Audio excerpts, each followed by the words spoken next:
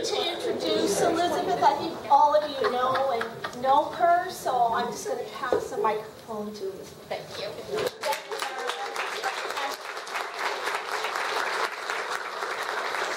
And I do have to say that Marilyn, when she introduced herself as the volunteer coordinator in my campaign, a lot of you will know that she worked full-time flat out for more than a year as a volunteer and being volunteer coordinator. And Jocelyn was also a huge volunteer in my campaign in 2011, and it was a tremendous amount of fun. You don't even actually need to add, Judith, the fun things of everybody should be here and greet and have fun. Canvassing, going door to door is really fun. You have it's a great exercise regime, can I mention? It's a fantastic way to get together. There was one time I was canvassing, and we were doing what we called the Blitz canvass, where we get as many people as possible, and I was trying to run from door to door wherever they found a person home, which was hard because I hadn't had my hip replacement yet, so I was on a cane running, and well, I was fast blimping from door to door, and it was wonderful, and I realized I'm out canvassing, and the age spread here, the oldest canvasser with me that day was 82. And the youngest canvasser with me that day was 14. And we were all having a great time. It was wonderful, and I'm so looking forward to doing it again, only this time is even better. So I have to also say, number one, this is a fabulous location. Clearly we learned from the Quadra and Tattersall office. You may recall that it became a drive-in office. Yeah. Cars kept running into it. We had a little bit of a problem with the curve and the hill, and suddenly smash. And you get people saying, did the Conservatives do that? But you see, we're prepared. We're up high and we have concrete abutments.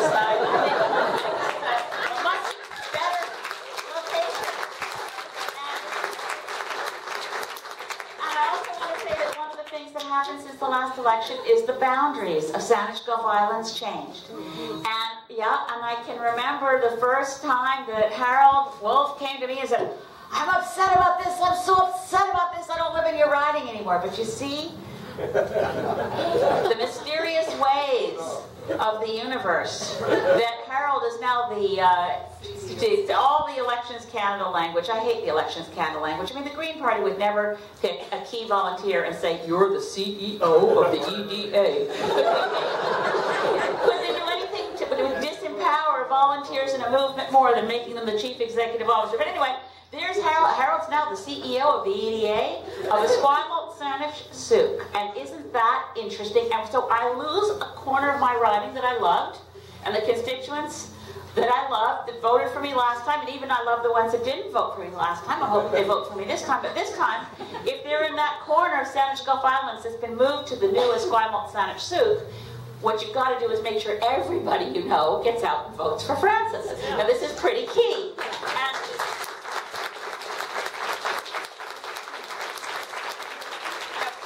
I know we're ahead of the Liberals in preparedness in this riding, because we were looking at some of these emails. It came into Rita because she lives in Esquimalt Saanich Sooke, and into her inbox came an email from the Liberal Party saying, you live in the new riding of Saanich Esquimalt Juan de Fuca.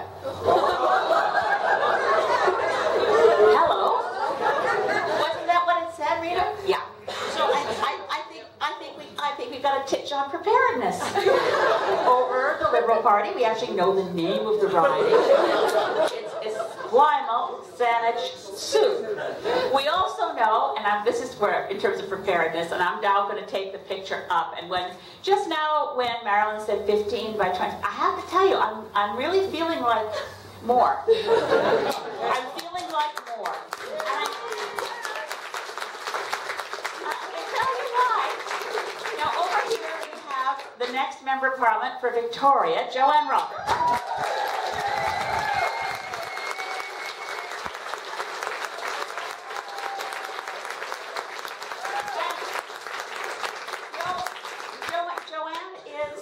Going to be a fabulous Member of Parliament.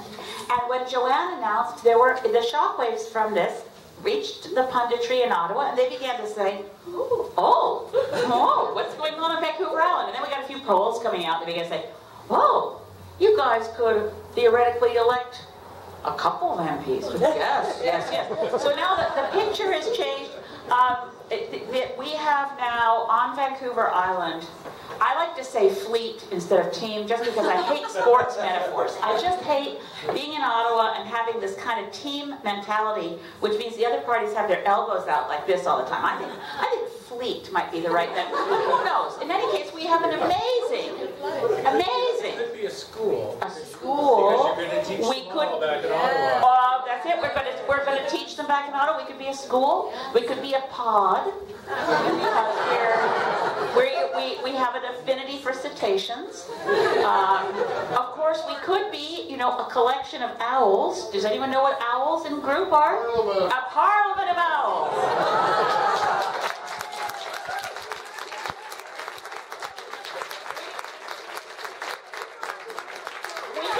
We can be the wise ones, birds of a feather, flocking together. I'll go on for this. But what we have, you don't know all the candidates on Vancouver Island. So I'll tell you right now, there's somebody I got my fingers crossed for who hasn't quite announced yet. North Island, Powell River is going to have a strong campaign, and there's no incumbent there. But other than North Island, Powell River, we have nominated candidates in all of the ridings of Vancouver Island.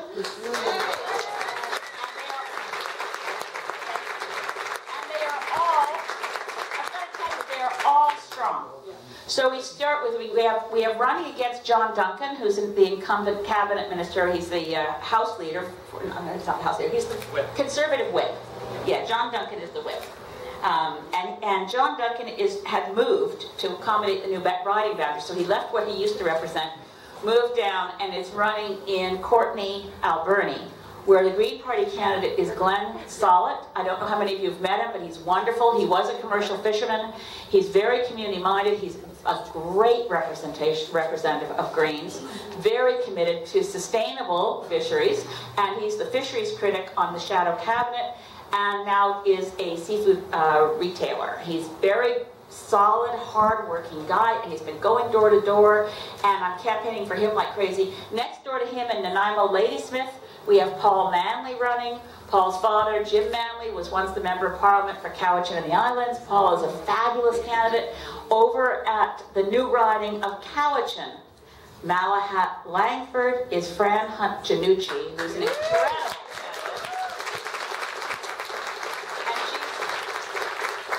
And she was the chief of her First Nation. She was the first First Nations person ever elected chair of a school board in British Columbia. She is an amazing champion of education and First Nations rights. And then, of course, we have the rest of Vancouver Island's candidates standing here all together. Me in Saanich Gulf Islands, Frances Littman for Esquimalt, Saanich Sooke, and Joanne Roberts. But I'm not done yet because I have to tell you about the Lower Mainland. Lower Mainland, we have the former mayor of Whistler. And now, by the way, they're going to have candidates in every riding. I'm just mentioning the ones where we're thinking they have the, let's face it, they have the very best chance of getting elected in the very best ridings. We have Ken Malamud, who's running against a sitting Conservative backbencher. He's the former mayor of Whistler. He's running in West Vancouver, Sunshine Coast, Sea to Sky Country. And then across another riding there, we have Lynn Cornby, the head of the Cellular Biology Department at Simon Fraser University, an incredibly brilliant scientist, a real bench scientist who hadn't been at all political, hadn't been an activist until Kinder Morgan decided to run a pipeline across Burnaby Mountain, and suddenly she's being slap sued by Kinder Morgan for $5 million and decides, okay, if they're going to take my house, I might as well get arrested. So Lynn Cornby stood up on the line and got arrested on the wonderful injunction obtained by the idiot lawyers of Kinder Morgan who didn't know the GPS coordinates of where their pipeline was going, which suggests, should they really be building a pipeline? Get the GPS coordinates right. In any case, Lynn Cornby, and then there was this kind of empty space of North Vancouver without a really good, strong Green Party candidate. So as of yesterday, you now know that acclaimed in North Vancouver, our candidate is Claire Martin, who is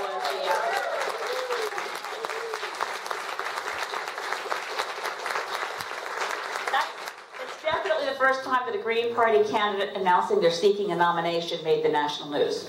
Yeah. Peter Mansbridge said, yes, around this time I used to turn to Claire Martin and ask what the weather was going to be. So it led to a lot of wonderful headlines I like Green Party to take North Vancouver by storm. That was one of them. I like that one. Anyway, and across the country, this is what you may not see as much. People see our strength in British Columbia and see it growing. But as you probably know, I hope you know, that the leader of the Green Party of New Brunswick beat the Conservative Minister of Energy in September and won the seat there in Fredericton South. David Coon beat and the ballot box issue was fracking. It's one of those rare times that everything aligned. We're standing on principle. And David Coon had been in the protests with the people of Elsipogtog in southern New Brunswick against fracking. This is a very strong issue for New Brunswickers, and it's why the Conservative Party was thrown out of New Brunswick, and why the Liberal Party, which I have to say ordinarily wouldn't have been against fracking, saw the way the wind was blowing, and the Premier Gallant of New Brunswick was elected because the Liberal Party of New Brunswick said they'd be against fracking. Point being, I was in Fredericton recently for a jam-packed day of events. And I started with a really early morning radio interview. I probably shouldn't even say this much because it will reveal who said this to me. But let's just say a reporter in Fredericton off air said to me, "We're all really glad David Coon won that seat because our legislature needed an integrity transfusion." And that's what people see. That's what they saw when Andrew Weaver won Oak Bay Gordon Head. It's what they saw when I entered Parliament, that I was doing things differently. And David Coon has cleared the way for us to elect a federal member of Parliament in Fredericton, and her name is Mary Lou Babineau. So you'll be watching. She's a professor at St. Thomas University in Fredericton.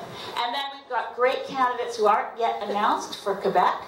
Our Quebec campaign is going to be organized around fighting Energy East, because we're the only federal party opposing Energy East, and the people of Quebec want a voice that will help them fight Energy East, and help them fight fracking, and help them fight drilling in the Gulf of St. Lawrence. And Ontario, we have extremely strong candidates too. So I won't keep naming all of them. I'll just say that I'm beginning to think, since I also believe that as of yesterday, I believe I will now, I feel much more confident to say I'll be in the leaders' debates. Yes.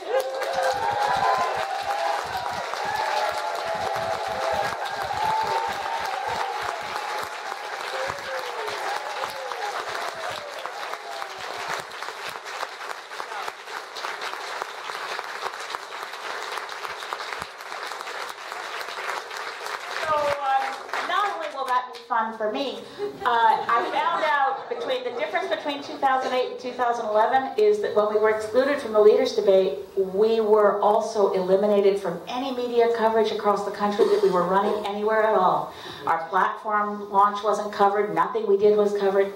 So for all of our wonderful candidates, for Joanne, and for Francis, and for Fran, and for Paul, and for Claire, and for Lynn, and for Ken, and for Mary Lou, and Bruce Heyer and Daniel Green, for all of us, our campaigns will get the coverage. It won't be exactly what we really deserve, but we won't be airbrushed out of the election as though we didn't exist, which is what happened to us in 2011. And this will be a big plus.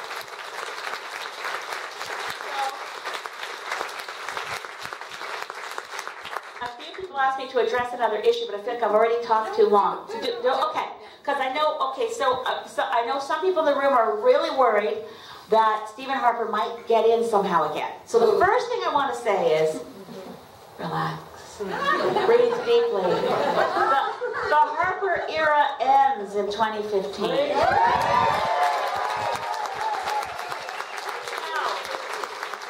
how do I know this?